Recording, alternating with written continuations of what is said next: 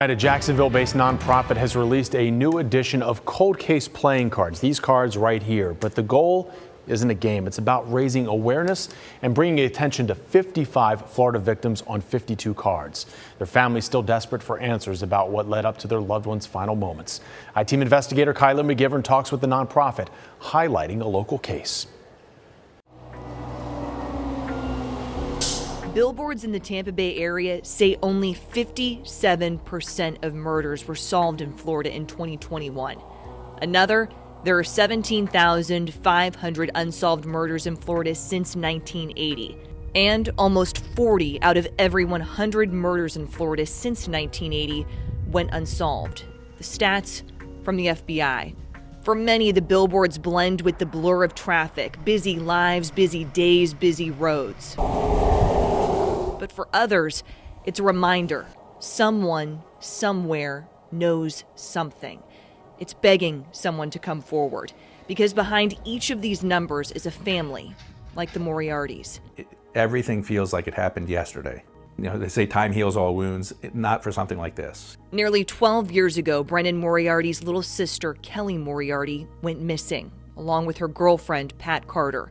Weeks later, Kelly's leg washed ashore in St. Petersburg, and the case went cold. Their mother, Grace, contacted the Jacksonville-based nonprofit Project Cold Case, hoping to bring attention to her daughter's murder.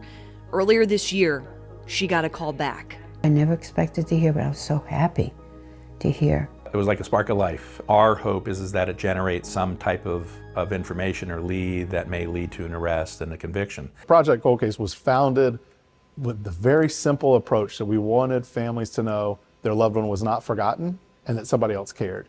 So I'm not an investigator. I don't have law enforcement experience, but what I do have is I've experienced this. My father was murdered. We traveled to Orlando to meet Project Cold Case founder Ryan Backman at the National Missing and Unidentified Persons Conference. We make sure that they understand that they are not forgotten. We're all about advocacy and awareness. Part of those awareness efforts, card decks. Every one of these is a story. With pictures and information on unsolved murders. They're all important. They all had value. Backman says his nonprofit isn't the first group to put together card decks with this purpose, but they are bringing those decks out from behind bars. They always put them in prisons in hopes that inmates would see them and come forward with information. And into other communities. We started putting them in businesses, tattoo parlors, breweries, distilleries, places where people congregate. Their online database features more than 1,000 victims. We have had over 50 cases that have been featured on our website that have resulted in an arrest or a resolution. Brendan hopes his sister's case will be next. Hopefully, all it will take is one person with the right information, and then the case could be completely open again. Tonight, we take a closer look at the Kelly Moriarty and Pat Carter cold case and the fresh sets of eyes investigating after we started asking questions. With photojournalist Matt McGlashan, I'm I-Team investigator Kylie McGivern taking action for you.